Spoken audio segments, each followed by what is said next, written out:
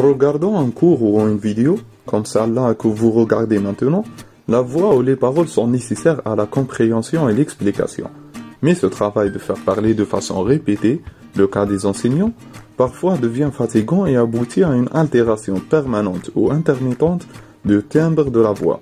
Et ce changement est appelé une dysphonie.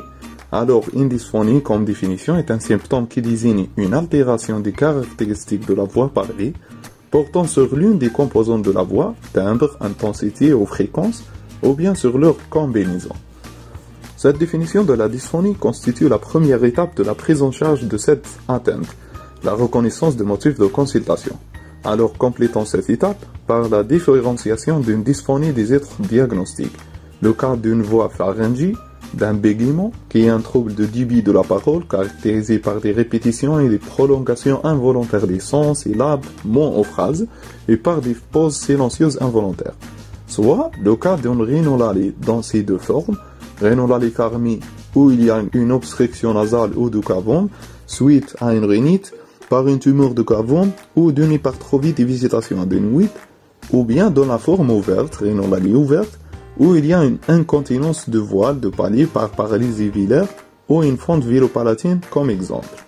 Suite à la première étape, vient alors la deuxième, l'appréciation de la gravité comme dans tout schéma de conduite à tenir appliqué dans une situation d'urgence où l'étiologie est une atteinte aiguë qui cause une détresse respiratoire aiguë ou une instabilité hémodynamique, alors nécessitant une thérapeutique mise en urgence pour stabiliser le patient.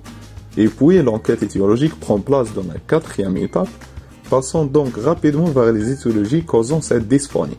Alors sont regroupées en deux classes, les dysphonies aiguës et les dysphonies chroniques. Ces étiologies sont reconnues par l'examen clinique, parfois avec l'aide des examens complémentaires. L'interrogatoire précise bien sûr l'âge en premier, facilitant l'orientation vers un groupe de pathologies qui survient chez les âgés ou le contraire chez les enfants. Aussi, la profession est importante à préciser, sachant que les enseignants et les standardistes, par exemple, sont des terrains favorisant l'apparition de la dysphonie.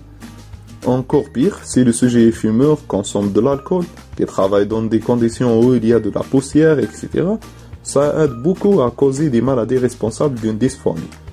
Il est nécessaire aussi d'interroger sur les antécédents des patients, par exemple un traumatisme laryngé, une chirurgie cervicale ancienne ou une intubation peut être la cause, mais aussi une maladie neurologique ou une infection, surtout au BK, peut orienter l'origine de la dysphonie. Notons ainsi l'importance de chercher les autres cas familiaux, alors la dysphonie peut être congénitale. Précisons ensuite la date d'apparition, le mode d'installation et d'évolution, les facteurs favorisants, c'est ce qu'on appelle les caractéristiques de cette dysphonie. Enfin, les signes associés sont importants à noter et sont d'ordre général comme une fibricule, une altération de l'état général, ou spécifique d'organes, dyspnée, expectoration étant des signes respiratoires, otalgie, pyrosis et dysphagie comme des signes digestifs, etc. Passons à l'examen clinique, où on va étudier premièrement la voix dans les tâches chuchotées, parler et crier. Ça permet d'évaluer la fréquence de la voix, son intensité et le timbre, et deuxièmement, l'état de larynx. Dans la palpation peut déceler une douleur ou une déformation, en associant la palpation des aires ganglionnaires, suivie par l'examen au laryngoscope indirect, visualisant les cordes vocales. Complétons enfin par un examen oral complet et un examen général, surtout respiratoire et neurologique. Mais pour explorer quelle étiologie derrière cette dysphonie, certains examens paracliniques seront nécessaires. Demandons une laryngoscopie directe en suspension pour bien visualiser toutes les parties de larynx. C'est dans des examens radiologiques, la TDM cervicale et l'IRM comme exemple, ou encore des examens biologiques parfois. Tout ce démarrage d'examination nous donne la chance de tomber sur l'une des étiologies causant la dysphonie. Mais le regroupement nous permet de les savoir et les retenir facilement, alors on les classe en deux groupes.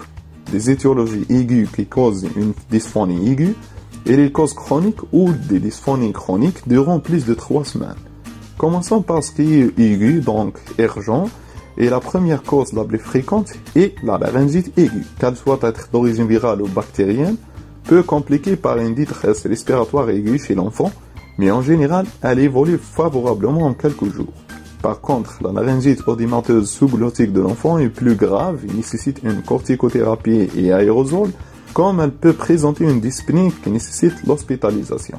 Restant les lésions traumatiques soit internes par corps étranger ou manœuvre endoscopique, ou traumatisme externe par une plaie, ainsi d'autres étiologies aiguës, c'est un œdème aigu allergique ou le coup de fouet laryngien. Arrivons au deuxième groupe, les étiologies chroniques, qui sont un peu nombreuses. Alors on les divise en 6 origines. Le premier s'étant présenté par les laryngites chroniques, comme celle causée par le reflux gastro-œsophagien, la laryngite chronique postérieure, ou l'autre exemple le plus fréquent, qui est la laryngite chronique hypertrophique diffuse. Le deuxième est les lésions dysplasiques. Le troisième, l'origine tumorale, soit maligne comme le carcinome épidermoïde, ou bénin comme les kystes, les polypes, nodules, ou encore les papillomateuses laryngies. Les malformations laryngiques représentent la quatrième origine, dont les sténoses congénitales ou les sténoses post-intubation sont des causes d'une dysphonie chronique. En ajoutant la laryngomalacie, la cause la plus fréquente dans cette origine, l'origine dynamique est le cinquième, et l'étiologie est représentée par la paralysie laryngée unilatérale ou bilatérale. Enfin, le dernier est un ensemble de causes, donnant juste l'exemple d'un malménage vocal causant cette dysphonie, ou les autres causes endocriniennes. Merci d'avoir regardé cette vidéo explicative.